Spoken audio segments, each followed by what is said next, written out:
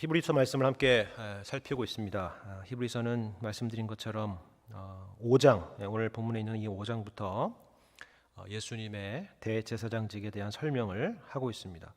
이전에도 제가 말씀드린 것처럼 이 예수님을 대제사장이라 설명하는 것은 참 독특한 내용이라고 말씀을 드렸습니다. 왜냐하면 성경에서도 예수님을 대제사장이라고 설명하는 성경은 히브리서가 유일하기 때문에 그렇습니다.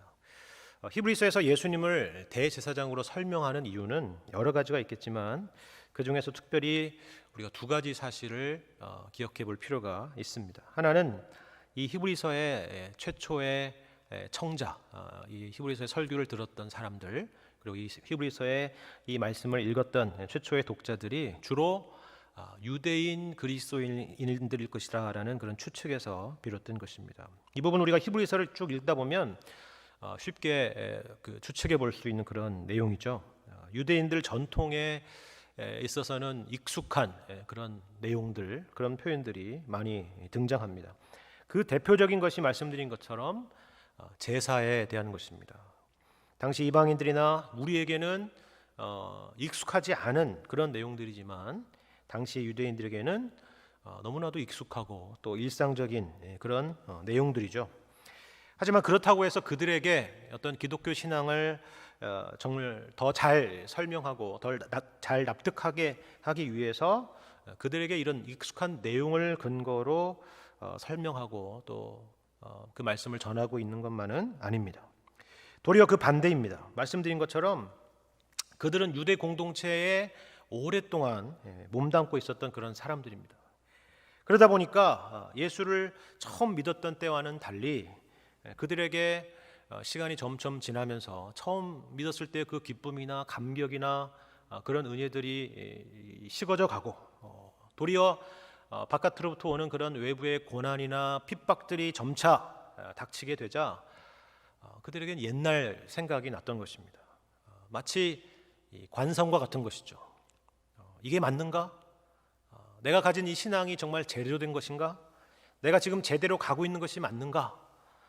내가 혹시 잘못 가고 있는 것은 아닌가? 라는 그런 생각들이 조금씩 그들의 마음 가운데 들었던 것입니다. 그래서 다시 옛날 방식으로 돌아가려고 했던 그런 경향이 그들 마음 가운데 있었던 것이죠. 그것을 꾸짖는 것이죠. 그들을 설득하고 그들을 협박해서 다시 돌아가지 못하도록 하는 그런 어떤 물리적인 의미에서 그렇게 하는 것이 아니라 과거의 구약시대의 그런 방식은 그림자였고 예수 그리스도께서 그 그림자에 대한 실체로 우리 가운데 오셨는데 그리고 그것을 믿었던 너희들이 왜 아직도 그 옛 것을 버리지 못하고 붙잡으려고 하는가 하는 그런 안타까운 마음과 그들을 훈계하며 꾸짖는 그런 내용을 담고 있는 것입니다. 이것이 예수님께서 대제사장으로 오셨다는 것을 설명하는 첫 번째 중요한 이유입니다.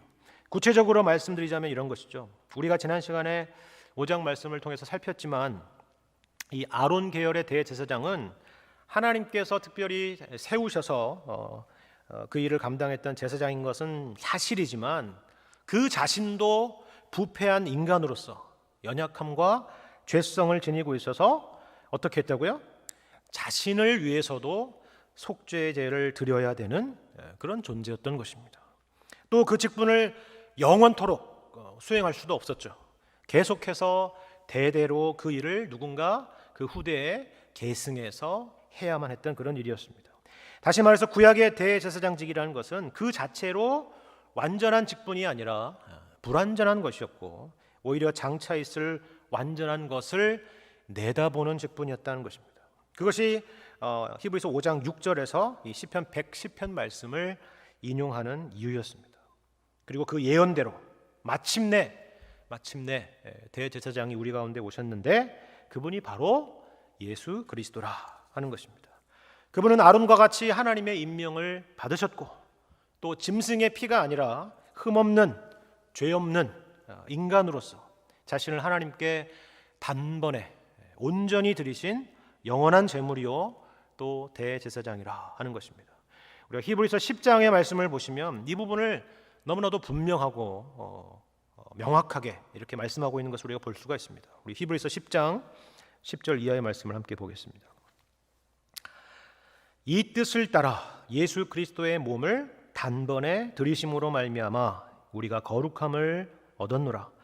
제사장마다 매일 서서 섬기며 자주 같은 제사를 드리되 이 제사는 언제나 죄를 없게 하지 못하거니와 오직 그리스도는 죄를 위하여 한 영원한 제사를 드리시고 하나님 우편에 앉으사 그 후에 자기 원수들을 자기 발등상이 되게 하실 때까지 기다리시나니 그가 거룩하게 된 자들을 한 번의 제사로 영원히 온전하게 하셨느니라 라고 말씀하죠.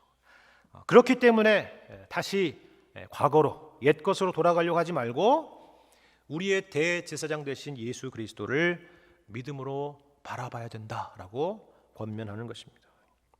이러한 이유 외에도 히브리서에서 예수님을 대제사장으로 설명하는 또 다른 중요한 이유가 하나가 있습니다. 이것 또한 우리가 지난 시간에 잠깐 생각해 본 그런 내용이었어요. 5장 1절에 나와 있는 말씀처럼 대제사장마다 사람 가운데서 택한 자라라는 말씀에서 생각해 볼 수 있는 부분입니다. 사람 가운데서 택한 자라. 구약에서 대제사장이라는 것은 어떤 직능을 수행하는 한 개인이 아니라 무슨 직업적인 의미에서 아니면 그 일을 잘 할 수 있는 어떤 능력적 차원에서 선발하여 뽑힌 그런 직분이 아니라라고 말씀을 드렸습니다. 우리가 민수기 말씀에서 살펴봤듯이 이스라엘의 가정의 대표는 장자였고 그 장자의 수를 대표하여 레위인이 존재했고 그 레위인 중에서 제사장이 있었고 그 제사장 중에서 또 대제사장이 존재했던 것입니다. 다시 말해서 이 대제사장이라는 것은 이스라엘 백성 전체를 대신하며 또 대표한다라는 그런 의미입니다. 이스라엘의 운명이 바로 이 대제사장과 묶여 있다라는 것을 우리에게 보여주는 것이죠.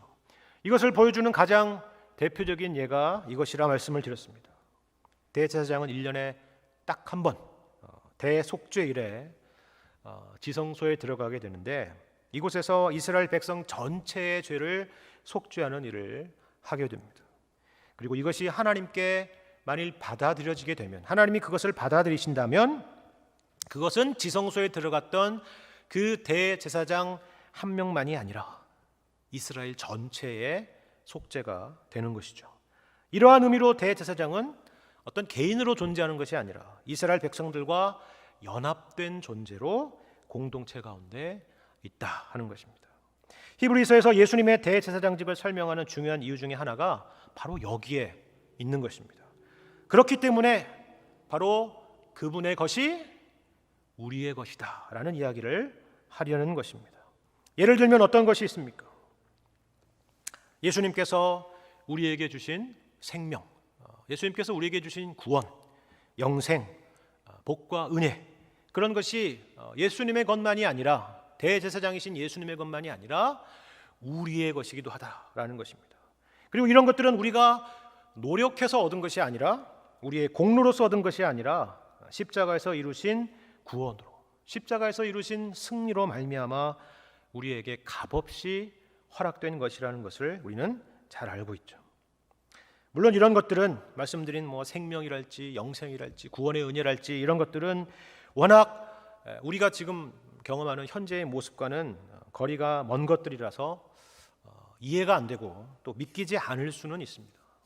그래서 우리가 찬양하는 내용들이 사실 그런 의미들을 담고 있지 않습니까? 웬 말인가 날 위하여 주 돌아가셨나, 이 벌레 같은 날 위해 주 보혈을 흘렸네, 이 쓸데없는 자 왜 구속하여 주는지 난 알 수 없도다. 이런 찬송들이 다 그런 의미들을 담고 있는 것입니다. 그런 고백들이죠. 아무리 봐도, 아무리 우리 자신을 봐도 우리가 받은 것들이라는 것은 우리 안에서는 만들어낼 수 없는, 우리와는 거리가 먼 내용들이라는 그런 고백들이죠.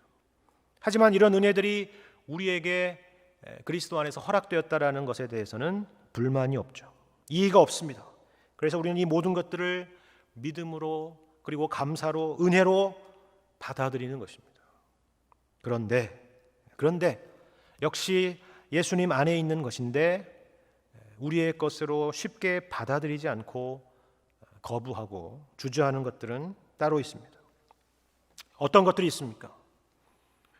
예수님께서 이 땅에서 행하시고 또 이 땅에서 겪으셨던 그런 일들입니다. 어떤 것들이 있습니까? 먼저 인간으로 오셔서 겪는 연약함들을 우리는 생각해 볼 수 있을 것입니다. 인간으로서 겪는 여러 한계들에 대한 것입니다. 줄이고 목마르시고 피곤하시고 또 때로는 아프시고 하는 것들입니다. 또 그런 것들만이 아니라 메시아로 오셔서 의인으로서 오셔서 겪는 여러 어려움들도 있었죠. 미움받으시고 배척받으시고 고난받으시고 오해받고 또 상처받으시고 그리고 배신당하고 하는 그런 것들입니다. 그렇다고 이런 소극적 차원의 어려움만 겪으신 것은 아니죠. 이러한 연약함과 고통 속에서도 하나님께서 기뻐하시는 일들을 묵묵히 기쁨으로 감당하신 예수님께서 행하신 일들이 있습니다. 죄인들의 친구가 되셨고 제자들의 발을 씻기셨고 그들을 섬기셨고 자신을 따르는 무리들을 먹이셨고 또 슬픈 일이 있으면 함께 우셨고 기쁜 일이 있을 때는 함께 웃으셨던 것입니다. 그리고 예수님 생애의 가장 클라이맥스 십자가에서 죽으시기까지 적극적으로 하나님의 뜻 그리고 하나님께서 기뻐하시는 그 일을 위해서 순종하신 것입니다. 맞습니까? 맞죠? 그러면 이러한 것도 역시 여러분의 것입니까? 이러한 것도 역시 우리의 것이라고 여러분 믿으십니까? 여기에서는 우리가 주저하죠. 그리고 우리는 이런 것들을 본능적으로 싫어합니다. 예수님과 묶여있는 존재라면 대제사장이신 예수님의 운명이 우리의 운명이라고 우리가 믿는다면 이런 것들 역시 우리의 것이고 우리의 신앙의 내용 가운데 엄연히 존재한다는 사실을 우리는 인정하고 싶지가 않죠. 특히 성경에서 고린도 교회가 그랬고 우리가 그렇습니다. 그래서 우리의 신앙이라는 것은 종종 반쪽짜리가 되어버리고 맙니다. 뭔가 모양으로는 열심도 있고 대단한 신앙 같은데 한쪽만 눈을 뜨고 다른 쪽은 눈을 감아버리는 편향된 신앙이 되어버리는 것입니다. 그런데 문제는 이러한 신앙이 결국 우리를 흔들고 우리를 병들게 하고 우리를 실족하게 하고 절망하게 한다 하는 것입니다. 바로 이 지점에서 히브리서에서 예수님을 대제사장으로 설명하는 그런 중요한 이유가 있는 것입니다.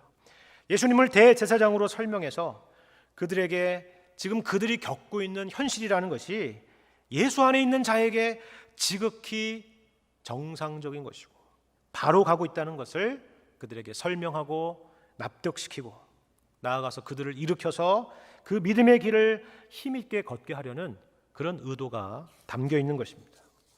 예수님께서 대제사장으로 우리 가운데 오셨다. 그러나 그것은 다만 예수님께서 십자가에 달려 죽으시기 위해서 다만 우리를 위한 속죄 제물이 되시기 위해서만 오신 것이 아니다. 그분은 죄 없으신 흠없는 속죄 제물일 뿐만이 아니라 온전한 대제사장으로 오셨다. 이 두 가지는 예수님의 인격 안에서 분리되는 것이 아니셨다. 그리고 예수님의 이러한 모습을 하나님께서는 기뻐 받으셨다. 이것을 안다면, 이것을 너희가 믿고 있고 고백하고 있다면 너희의 삶에 왜 지금과 같은 현실이 있고 그것이 어떻게 하나님께 드려져야 하는지를 이해할 수 있을 것이다. 이것이 바로 오늘 본문에서 우리에게 이야기하고자 하는 중요한 메시지인 것입니다. 이런 맥락에서 오늘 본문의 7절의 말씀을 보시면 독특한 표현 하나가 있다는 것을 발견할 수 있을 것입니다. 대제사장으로서의 예수님이라는 그 내용을 여러분 염두에 두고 이 7절 말씀을 보시기 바랍니다. 그는 육체에 계실 때에 자기를 죽음에서 능히 구원하실 이에게 심한 통곡과 눈물로 간구와 소원을 올렸고 그의 경건하심으로 말미암아 들으심을 얻었느니라. 우리는 이 구절을 언뜻 보면 예수님은 기도하셨고 하나님은 그 기도를 들으셨다라는 정도로 그냥 지나칠 수 있는 그런 구절입니다. 그런데 말씀드린 것처럼 이 구절이 예수님이 대제사장이시라는 그 맥락 속에서 등장한다는 것을 기억해 본다면 그냥 지나칠 수 없는 표현이 여러분 눈에 들어올 것입니다. 어떤 건가요? 7절에 나와 있는 것처럼 올렸다라는 표현입니다. 그리고 들으심을 얻었다라는 표현입니다. 물론 올렸다라는 것은 예수님께서 하신 일이고 들으셨다는 것은 하나님의 응답입니다.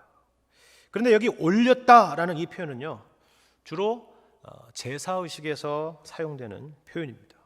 아주 의도적인 것이죠. 왜냐하면 여기 올렸다라는 동사와 동일한 동사가 여러분 특별히 이 5장 3절에 보면은 그 3절에서도 나타나기 때문입니다. 3절 제가 읽고 있습니다. 그러므로 백성을 위하여 속죄제를 드림과 같이 또한 자신을 위하여도 드리는 것이 마땅하니라 라고 있는 여기 이 속죄제를 드렸다라는 이 단어가 바로 오늘 본문의 7절에 나와 있는 올렸다라는 동사와 같은 동사라 하는 것입니다. 다시 말해서 예수님께서 육체에 계실 때에 자기를 죽음에서 능히 구원하실 이에게 심한 통곡과 눈물로 간구와 소원을 올린 것이 단지 우리가 생각하는 그런 기도만을 말하는 것이 아니라 하나님께 드린 하나의 제사의 제물과도 같았다라는 것입니다. 그런데 여러분 이게 좀 이상하지 않습니까? 예수님은 세례 요한이 밝혔듯이 세상 죄를 지고 가는 하나님의 어린 양으로 이 땅에 오셨습니다. 그리고 갈보리 십자가에서 속죄의 제물로 유월절 어린 양으로 우리 죄를 대신하여 죽으신 것이죠. 그런데 여기 7절에서 말하고 있는 것은 그런 갈보리 십자가의 속죄 제물을 말하고 있는 것은 아니지 않습니까? 그 십자가 사건을 말하는 것이 아니라 예수님께서 육체로 계실 때에, 다시 말해서 예수님의 이 땅에서 태어나셔서 죽으시기까지의 그 33년간의 생애 전체를 말하는 것이죠. 이건 우리가 어떻게 이해해야 되는 걸까요? 사실 이러한 오해는 우리의 개념 속에 여전히 이 제사를 드리는 사람, 다시 말해서 제사장과 제물을 구분하여 생각하는 그런 경향 때문일 것입니다. 이것을 오늘날 우리로 말하자면 주일날 이렇게 모여서 예배를 드리는 것과 일주일 동안 살아가는 것을 구분하여 생각하는 것, 그런 경향과도 비슷하다고 해도 무방할 것입니다.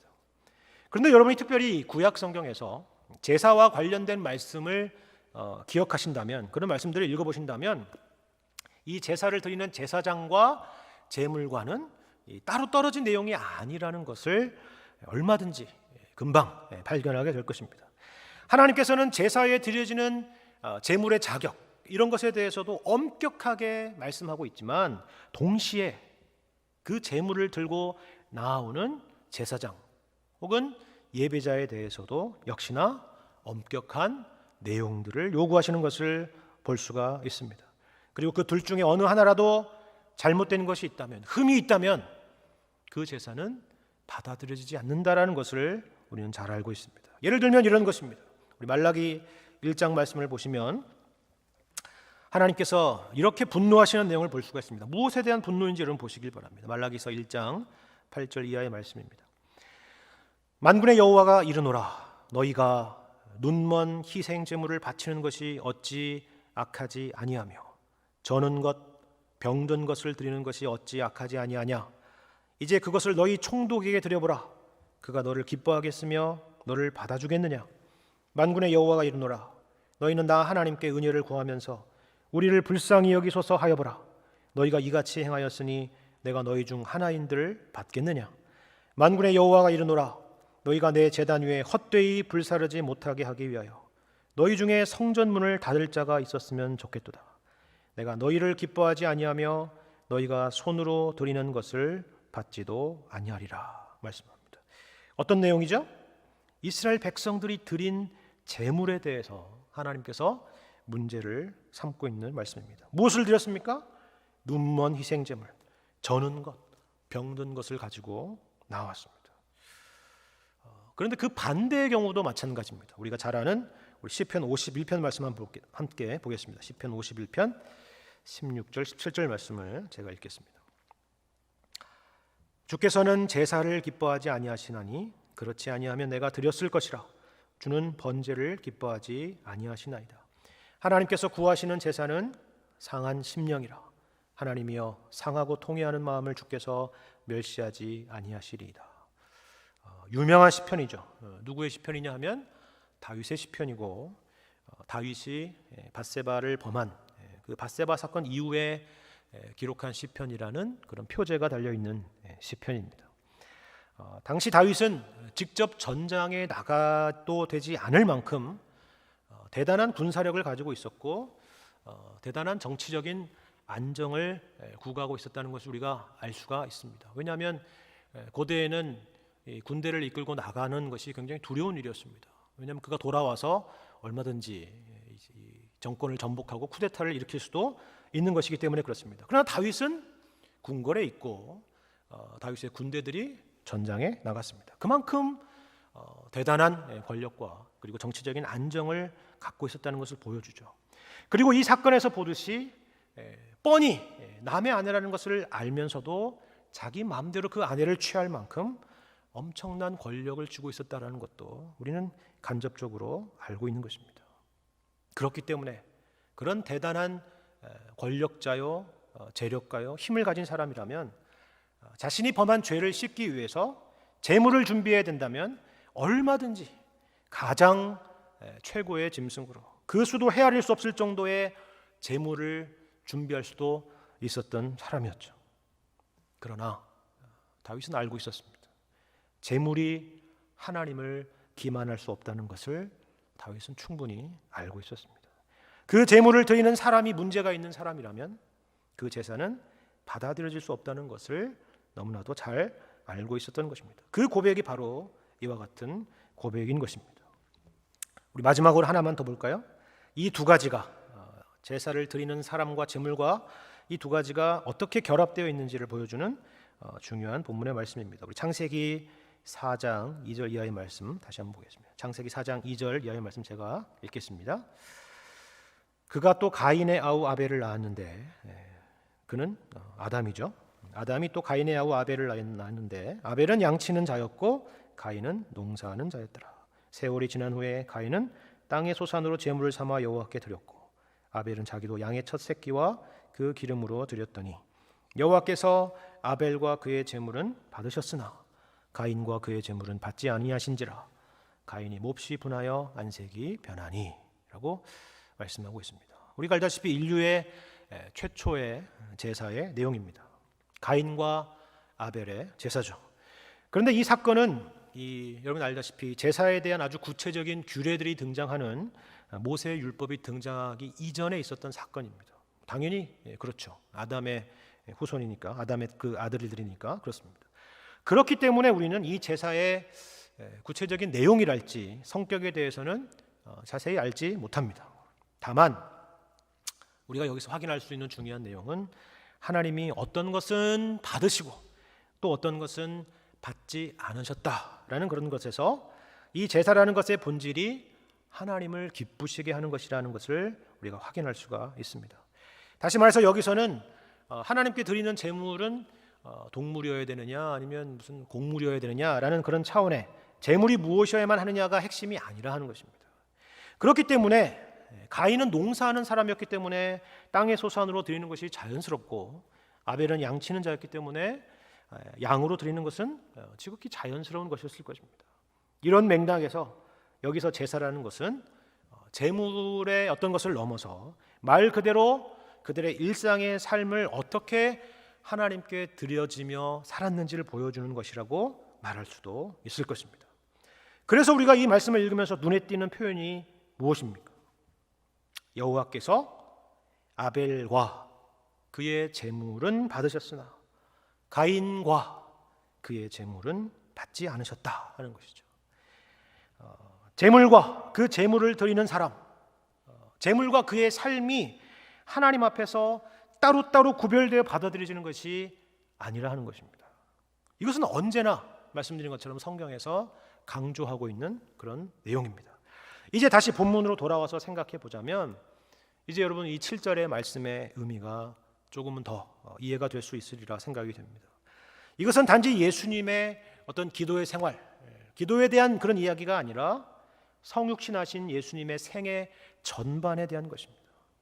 예수님은 단지 십자가에서 피 흘려 죽으신 것으로 하나님께 드려진 그런 희생의 제물, 속죄의 제물이 되신 것만이 아니라 그분의 생애 전체가, 대제사장으로서의 그분의 생애 전체가 하나님께 드려진 제물과도 같은 삶이었다라고 우리에게 말해주는 것입니다.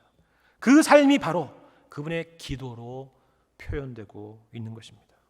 그리고 하나님께서는 그와 같은 경건한 삶, 순종의 삶을 기쁘게 연락하셨다.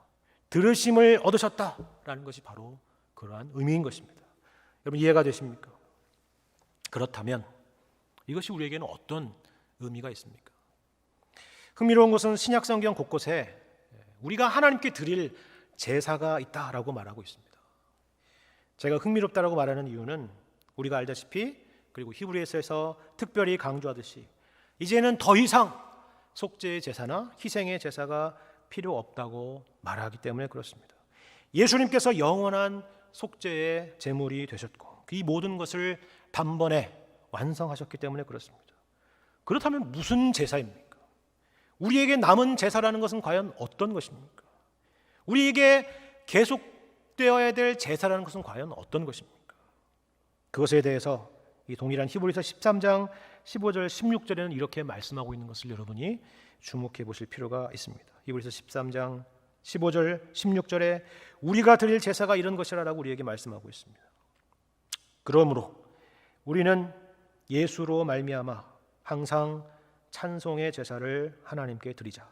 이는 그의 이름을 증언하는 입술의 열매니라. 오직 선을 행함과 서로 나누어 주기를 잊지 말라. 하나님은 이 같은 제사를 기뻐하시느니라. 속죄의 제사를 드리라고 말하고 있지 않습니다. 그렇죠? 속죄의 제사는 다시 말씀드리지만 그리스도께서 이미 성취하신 일입니다. 속죄의 제사가 아니라 어떤 제사요? 예수로 말미암아 드릴 수 있는 찬송의 제사입니다. 그렇다면 여러분 찬송이 무엇입니까? 여러분 찬송가를 잘 아시니까 찬송이 어떤 것입니까? 찬송이란 하나님이 누구신가? 예수님이 누구신가?